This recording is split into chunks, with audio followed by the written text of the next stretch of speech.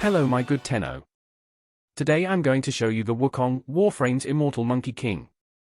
Wukong has stayed into the upper ranks of Warframes due to him being very easy to acquire and being strong enough to do most tiers of gameplay. As we all know, Wukong was dethroned as the number 1 Warframe because of the ammo nerf. And this change forced us to adapt. That is why in this video I'm going to show you a simple solution to make Wukong a beast in steelpath. But first let's do a little recap on Wukong's skills. His first skill is called Celestial Twin, before the patch. This is Wukong's best ability because it is basically a free spectre with buffed stats which makes it tanky and efficient for AFK farming. Wukong's second skill is Cloud Walker. This ability turns Wukong into a cloud that heals him and makes him invulnerable while in that form. This skill is mostly used on spy missions. You can almost consider this as a rolling guard skill since it also cleanses status effects. Wukong's third ability is called Defy, which makes Wukong and his twin invulnerable and absorb enemy damage. All the damage that is absorbed will then be multiplied and released to the enemies. The damage will also multiply and be an armor for Wukong, capping on 1500 armor. Wukong's fourth ability is called Primal Fury, which is Wukong's Iron Staff. This ability is an exalted weapon, however this falls behind because it deals mostly impact damage. That is why we are going to change this. The ability that we will use to make our Wukong into a beast is called Nourish. It is an ability from Grendel which provides massive viral damage, an energy multiplier from all sources. This mod will give your weapon viral damage so you don't have to mod for viral in your weapons.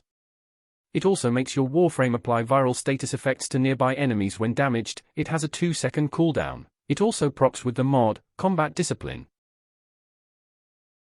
Lastly, Wukong's passive is that he reboots himself up when he is in a situation of dying.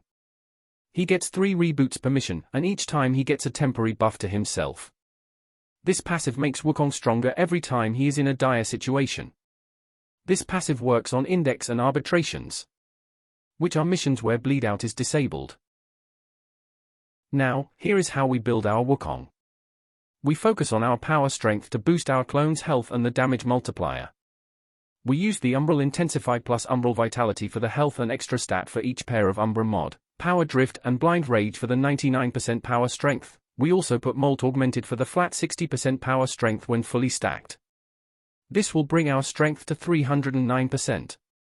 We use Steel Charge for our mod because our main source of damage will be either from our melee or our Defy ability. Primed Flow for the maximum energy capacity. Primed Continuity and Augur Message for the duration because we want a long uptime for our Nourish. Then Adaptation for the survivability. This will stack with our 1500 armor when we use Defy. Hunter Adrenaline for the energy gain when we get damage to our health. Now for our primary weapon build. We will be using Phantasma because of its status chance, high fire rate and the ammo capacity. This weapons can both shred enemies for our clone and at the same time prime the tankier enemies to boost our melee weapon damage. Now this is the build we use for our Phantasma. We use a lot of fire rate and multi-shots, and for this we used Galvanize Savvy for the gun CO and status chance. We mod this for corrosive and heat since our Nourish will take care of the viral status effect. We use the shotgun ammo mutation for ammo management and primary dexterity since our clone will be using the Phantasma, and we will be using our melee. For our secondary we will use Epitaph.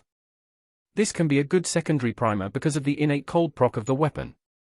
We mod this weapon for multishot and viral for instances when we want to proc viral instantly. We used secondary dexterity for the combo duration. Now for our melee weapon. We will use the Guandao Prime. This is because for the high critical chance and high status chance. The mods we use to build this weapon are Shimmering Blight for the Aura mod, Condition Overload of the base damage increase per status effect and Blood Rush and Weeping Wounds for the status, and critical chance based on our combo multiplier. Organ Shatter for the flat critical damage bonus and Sacrificial Steel for the flat critical chance, which boost our critical chance to 89% base critical chance. Primed Reach so we can damage more enemies. Berserker Fury for the attack speed buff and Healing Return for healing us a flat amount per status effect that the enemy have. For our companion, we use the Panzer vulpaphyla. This is because this companion does not really die like Wukong. It just revives itself, and this companion is great for endurance runs because you won't have to worry about it getting killed and losing your loot vacuum. The important mods that you must have for this companion are the synth mods, the viral quill and devolution mods, and fetch for the loot vacuum. For the focus school, I decided to run Zenuric for the Wellspring ability and Inner Might. Wellspring for the initial energy regen, and Inner Might for the one skill cast that will not cost any energy every 60 seconds. Now for the performance of the build that I just showed you.